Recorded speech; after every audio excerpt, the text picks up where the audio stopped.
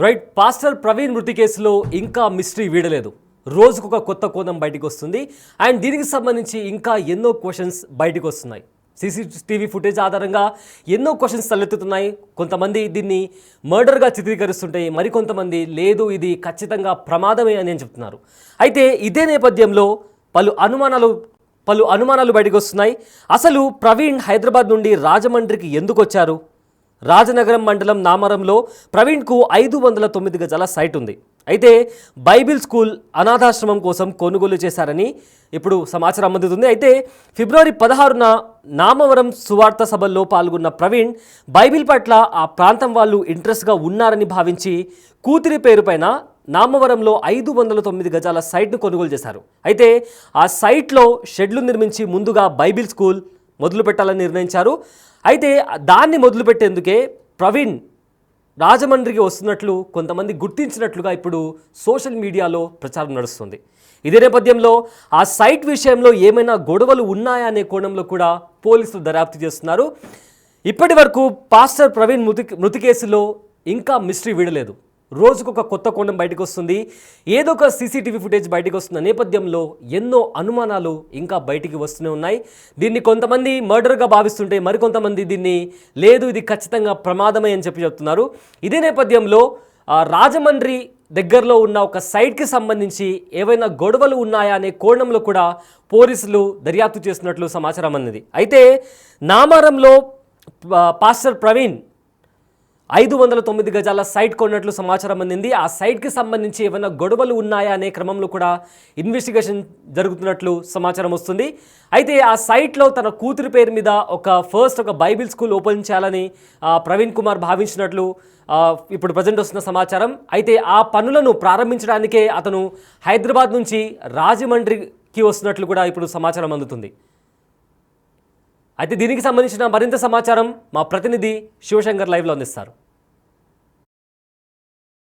Pastor Praveen పగడాల ఆయన మృతికి సంబంధించి ఏమైందని పోలీసుల ఇన్వెస్టిగేషన్ అయితే దర్యాప్తు కొనసాగుతూనే ఉంది. ఈ నేపథ్యంలోనే అసలు ఆయన హైదరాబాద్ నుంచి రాజమండ్రి ఎందుకు వచ్చారనే దానికైతే ప్రధాన కారణం ఆయన నామవరంలో ఒక సైట్ రిజిస్ట్రేషన్ చేయించుకున్నారు.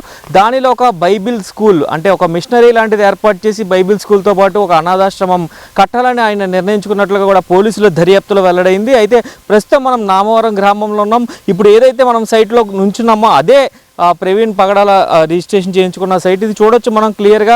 దీనికి సంబంధించి మొత్తం 509 గజాల సైట్. ఇదంతా కూడా చూసుకున్నట్లయితే ఈ సరిహద్దురాలను చూడొచ్చు. ఈ సరిహద్దురాలని చూసుకుని ఆయన రిజిస్ట్రేషన్ చేయించారు. ఈ సరిహద్దురాల దగ్గర నుంచి చూసుకున్నట్లయితే ఇక్కడ మొత్తం టోటల్గా ఈ వి షేప్లో ఉన్న సైట్ అంతా కూడా ఆయన రిజిస్ట్రేషన్ చేయించారు. అయితే ప్రవీణ్ పగడాల ఆయన కుమార్తె అలాగే ఎవరైతే మేనల్లుడు రాజేష్ రాజా ఇద్దరి పేరు మీద కూడా అంటే కుమార్తె పేరు మీద రిజిస్ట్రేషన్ చేయించి నామినీగా అయితే మేనల్లుడిని ఉంచినట్లుగా కూడా ఇప్పటికే సమాచారం అందుతుంది మనకి. అయితే దీనికి సంబంధించి టోటల్గా ఈ సైట్ని 37 లక్షలు పెట్టి ఆయన కొనుగోలు చేసినట్లుగా కూడా మనకి తెలుస్తుంది. అయితే ఏదైతే ఈ సైట్ ఉందో ఈ సైట్లో ఒక బైబిల్ మిషనరీ అంటే బైబిల్ స్కూల్కి సంబంధించిన ఈ షెడ్లు ఫస్ట్ కన్స్ట్రక్ట్ చేయాలని నిర్ణయించుకున్నారు. ఆ పని మీదే ఆ పనికి సంబంధించి ఎవరైతే వెల్డర్స్ కావచ్చు ఇక్కడ షెడ్లు లాంటివి నిర్మించాలి. ఈ షెడ్లు నిర్మించి దీన్ని ఒక స్థితికి తీసుకురావాలనే నేపథ్యంలోనే ఆయన హైదరాబాద్ నుంచి రాజమండ్రి పయనమైనట్లుగా కూడా పోలీసులు కూడా ఇప్పటికే దర్యాప్తులో తేల్చారు. అయితే ఈ నేపథ్యంలోనే అసలు నామవరంలో ఈ సైట్ ఎక్కడుంది ఏంటని తెలుసుకునే ప్రయత్నం చేసింది బిగ్ టీవీ. ఈ సైట్ సంబంధించి ఈ సైట్ నక్కా శ్రీను అనే వ్యక్తి ఎవరైతే ఉన్నారో ఆయన పాస్టర్ పగడాల ప్రవీణ్కి అమ్మినట్లుగా కూడా మనకి సమాచారం అందుతుంది. అయితే దీనికి సంబంధించి పూర్తి స్థాయిలో అయితే ఇప్పటికే ఎంక్వైరీ జరుగుతుంది.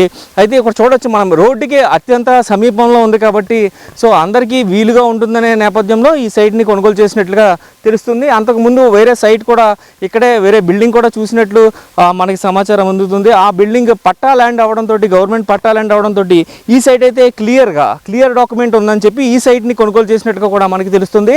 అయితే దీంట్లో ఒక బైబిల్ స్కూల్ అలాగే అనాథ పిల్లలకి అంటే అతనికి ఆల్రెడీ రావులపాలెం వాటిల్లో కూడా అలాంటి వేరే వేరే ప్రదేశాల్లో కూడా ఇప్పటికీ ప్రవీణ్ పగడాలకు సంబంధించి అనేక మిషనరీలు రన్ చేస్తున్నారు. అవన్నీ కూడా తాత్కాలికంగా ఉన్నాయి, అంటే రెంటెడ్ బిల్డింగ్స్లో ఉన్నాయి. అయితే ఓన్గా తన కూతురు పేరు మీద ఇక్కడ ఒక బైబిల్ సంబంధించిన ఒక స్కూల్ని, అదేవిధంగా ఒక అనాథాశ్రమంని కూడా పూర్తిగా కన్స్ట్రక్ట్ చేయాలని ఆయన నిర్ణయించినట్టు తెలుస్తుంది. అయితే దానికి సంబంధించి ఈ షెడ్ ఇక్కడ, అంటే ఇక్కడి నుంచి ఇక్కడికి ఒక షెడ్ లాంటిది ఏర్పాటు చేయాలని, ఈ ప్రాంతంలో ఒక షెడ్ ఏర్పాటు చేసి ఆ షెడ్లో ఫస్ట్ బైబిల్ స్కూల్ అనేది స్టార్ట్ చేయాలని ఆయన నిర్ణయించుకున్నారు.